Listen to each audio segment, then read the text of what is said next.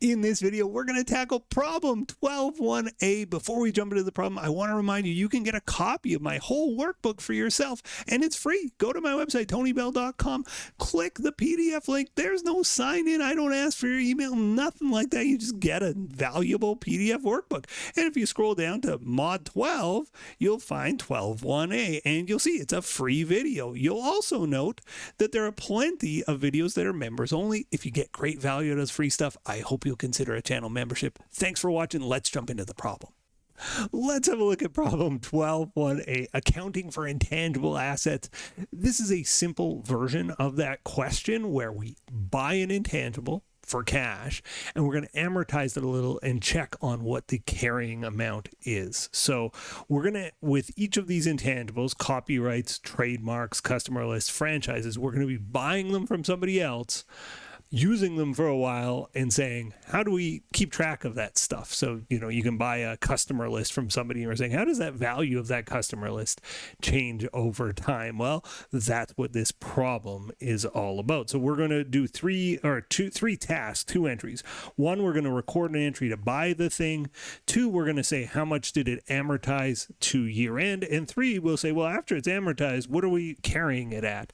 And I think what you'll find is if you can do tangible assets, PPE stuff, this is easier. So let's get into it. Riverwalk purchased several intangible assets during 2031. Riverwalk has a fiscal year end of December 31st and uses straight line amortization for all of its intangibles. So first it buys a copyright. So again, a musical artist or a movie copyright or a book copyright. These can be bought and sold, and so we bought one. Now, it is an intangible, but how do you account for it? Well, let's read on. On February 1st, 2031, the company bought a copyright for a series of educational manuals from the author for $36,000 cash. The copyright has a remaining legal life of 50 years. However, due to the rapid updating of educational materials, the company estimates the useful economic life is only 4 years. Okay, so we're doing straight line.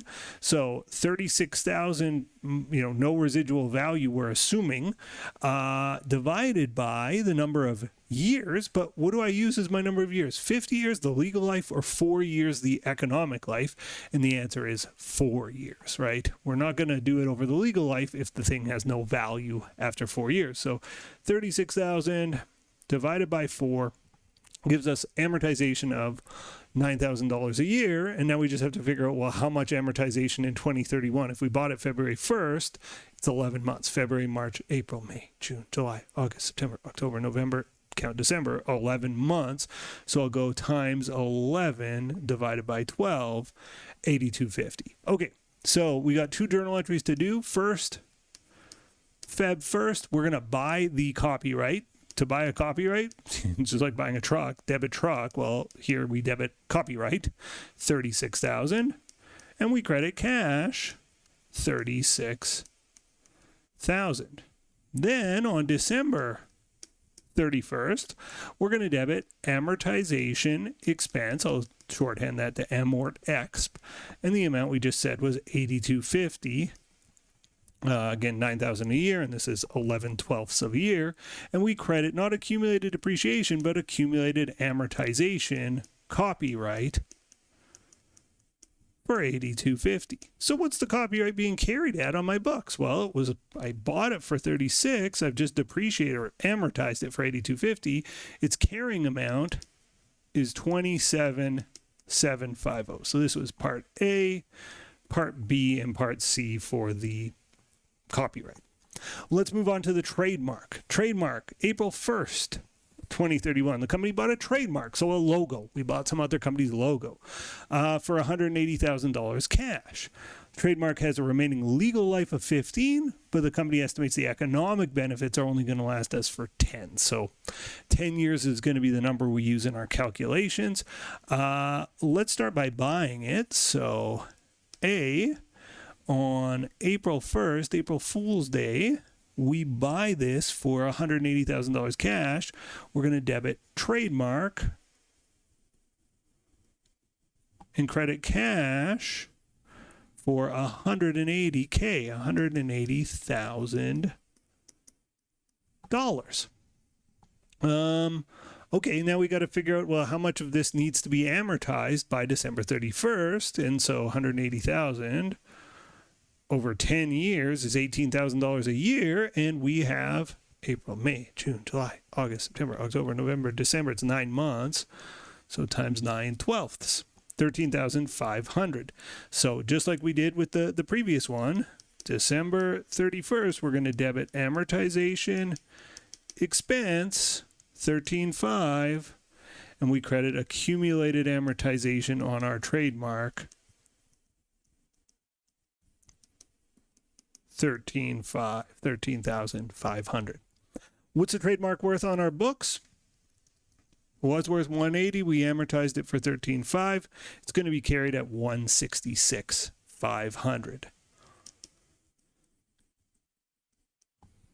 Okay, on to the customer list. Just change ink here. It says on July 1st, the company acquired a proprietary customer list from a retiring competitor for $24,000 cash.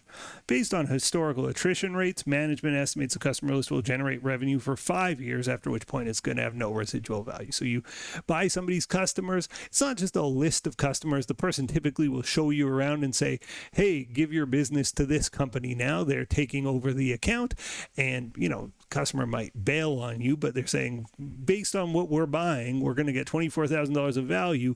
But after a few years, just there's natural attrition for customers. So 5 years from now, it's not going to have any value. Let's do some journal entries. On July 1st, we bought a customer list. Debit, customer list. How much for? 24,000. The credit here is to, of course, cash, 24,000. Then B, what's this thing worth on December 31st? Or more aptly, how much, it's the first one I've written the year on. I'm not going to write the year. Everything's 2031. How much amortization has there been? Well, it's a $24,000 list, going to be useful for 5 years, $4,800 a year. And now we got to count months, and it's 6, July 1st to December 31st. So times 6/12ths, $2,400. Debit amortization expense, credit accumulated amortization on my customer list for $2,400. And finally, on part C, December 31st, what is it worth? Well, 24,000 minus 2,400, 21,600 is the carrying amount of the customer list. Last one, a franchise. On November 1st, 2031. So November 1st, 2031, we enter into a franchise agreement. The company paid an initial fee of $48,000 cash. Okay, so debit franchise. Franchise rights, sometimes you see people say. Credit cash, $48,000. And the franchise agreement has a life of 8 years. Separately, the agreement requires Riverwalk to pay annual royalties of 5% of gross sales. All right, well, we don't know what the gross sales are, so we're not going to deal with that at this time. But on December 31st, we can say, well, how much of this franchise has, been used up? How much of the economic value here? It's $48,000 franchise that's useful for 8 years. That's $6,000 a year. And I got to amortize for November and December, so times 2/12ths is $1,000. So I'm going to debit amort expense, and I'm going to credit AA franchise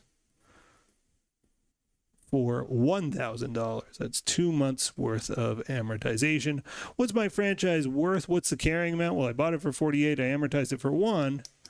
It's carried now at $47K, $47,000. Okay. We've solved the required, but I think the more interesting bits here are the bonus questions. So let's look at those. About the copyright. So the copyright has a remaining legal life of 50 years. Why didn't we use the number? And the answer is, if you just think about it, the person's making some educational resources. Let's just say I made some educational resources about computers right now, right? It's 2026 as I make this video. I make educational resources about computers today. Well, yeah, I have the legal copyright for 50 years, but after like 2-3 years, nobody cares about my resource. 5 years, 10 years at the most, but 20, 30 years from now, this is ancient history. So the economic value is what matters, because the legal life, you know, there's just no economic value after a shorter period of time. How would the accounting differ if the trademark was determined to have an indefinite useful life? So trademarks can last forever. I always think of like Coca-Cola or Nike, right? It's not like they go, oh, we're going to amortize this thing over 10 years. No, those trademarks and copyrights last forever. So if I bought Nike, if I just bought the swoosh, right? I bought the trademark directly from them for like $1 billion. Well, I'm not going to say $1 billion over 10 years. That's $100 million a year in amortization. No, the swoosh is going to be valuable probably for my lifetime and your lifetime, but you would check for impairment each year. You would say, okay, I listed this at $1 billion. Is $1 billion still a reasonable number? And the answer is probably, yeah, it's probably worth more than that. So how would the accounting differ? You wouldn't amortize it, but you would check for like a permanent decline in value. Okay, customer list. If the company had spent $24,000 on marketing salaries and they built the customer list themselves, so they got salespeople to go out and pound the pavement, and they got these customers, they won those customers, and they spent $24,000 explicitly on developing the new customers, could they put an asset on the books called customer list? Could they capitalize it?